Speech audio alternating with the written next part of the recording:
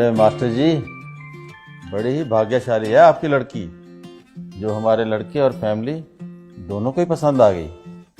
न जाने कितनी लड़कियां देखी हैं इसने, पर कोई लड़की पसंद ही नहीं आई आपसे पहले।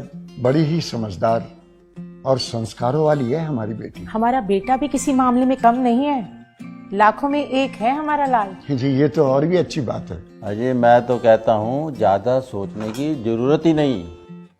अरे एक अच्छा सा मुहूर्त निकालिए और निपटा देते हैं शुभ काम को। जी, जैसे आप अच्छा समझे। पर शर्मा जी, मेरे हिसाब से बच्चों की राय जान ली जाए तो ठीक रहेगा। अजय, कैसी बातें कर रहे हो मास्टर जी। आप बच्चों की राशि मिलवाइए और हो जाने दीजिए। नहीं अंकल जी, आप लोगों को एक बार हमारी बात सुन लेनी चाहिए। आपकी बात? कैसी बात? हमारी कुछ मांगे हैं। मांगे? मांगे कैसी? माफ कीजिएगा, शायद आप लोगों को मेरी बात बुरी लगे, पर इस रिश्ते को आगे बढ़ाने के लिए आप लोगों को हमें कुछ प्रूफ देने होंगे।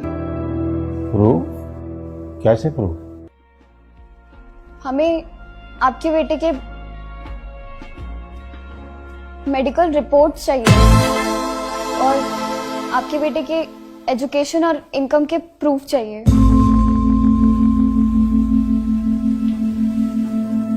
पुलिस वेरिफिकेशन के साथ आपके बेटे का कैरेक्टर सर्टिफिकेट और जिस घर में आप लोग रह रहे हैं उस घर का ओनरशिप प्रूफ चाहिए।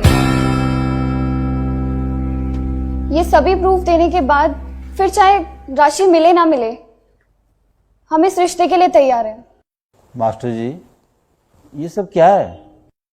माफ कीजिए शर्मा जी, अगर मेरी बेटी ने कोई गलत बात कह दी हो, पर शर्मा जी, जमाना बहुत तेजी से बदल रहा है। जमाने के साथ साथ संस्कारों को भी चेंज करना होगा, नहीं तो ये रोज रोज तलाक के किस्से आगे बढ़ते चले जा रहे हैं। इनको रोकना बहुत मुश्किल हो जाएगा, बहुत मुश्किल हो जाएगा। अरे वाह, आपकी बातों का मतलब है कि हम झूठे हैं और हमें सच साबित करने के लिए प्रूफ देने होंगे। अरे वाह। सुनो जी, मास्टर जी को भी बात करने का मौका दो। कहिए मास्टर जी, क्या है आपके मन में? शर्मा जी, हम ये नहीं कह रहे कि आप झूठे हैं, पर अगर आप गलत नहीं हैं तो मुझे नहीं लगता कि प्रूफ देने में आपको कोई परेशानी होनी चाहिए। शर्मा जी, मेरी पत्नी के देहांत के बाद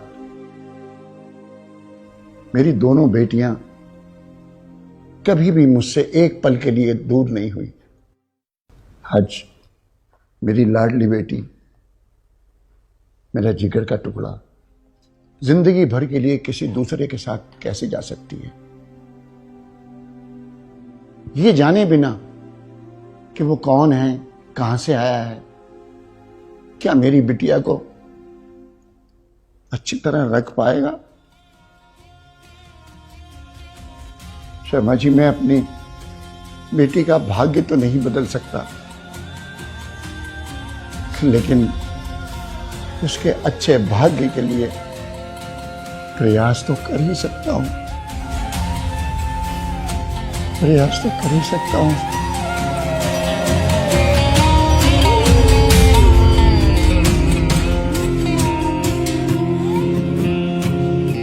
अंकल, अंकल अब आप ही बताइए, एक सिर्फ न्यूज़पेपर की एड के बेस पे कैसे मेरे पापा किसी के भी हाथ में मेरा हाथ सौंप सकते हैं? कैसे विश्वास कर ले इन न्यूज़पेपर वालों के ऊपर जो पैसे लेकर किसी के बारे में कुछ भी छाप सकते हैं?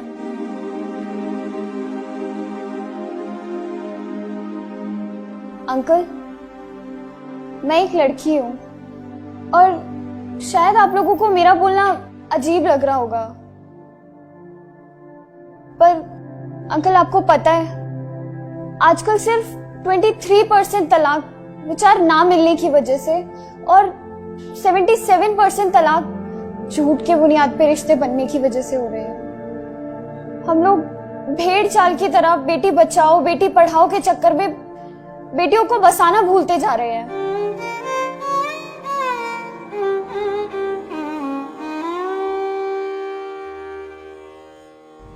शादी से पहले हम लोग पुलिस स्टेशन, हॉस्पिटल या फिर किसी ऑफिस में जाकर इंक्वायरी करवाने की बजाय पंडितों से राशि मिलवाना जरूरी समझते हैं। सोशल मीडिया पर अपने दिखावे के चक्कर में हम लोग लाखों रुपए सिर्फ और सिर्फ प्री वेडिंग शूट पर ही खर्च कर देने में लगा देते हैं।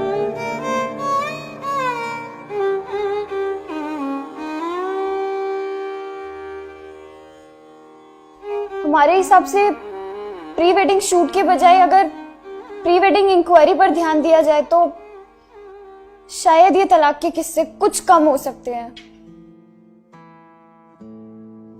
और अंकल, हम ये नहीं कह रहे हैं कि लड़के या लड़के वाले ही गलत होते हैं। ताली दोनों हाथों से बजती है। इसलिए आपके प्रूफ लेने से पहले हम आपको वो सारे प्रूफ देना चाहते हैं जो हम लोगों ने आपसे मांगे हैं।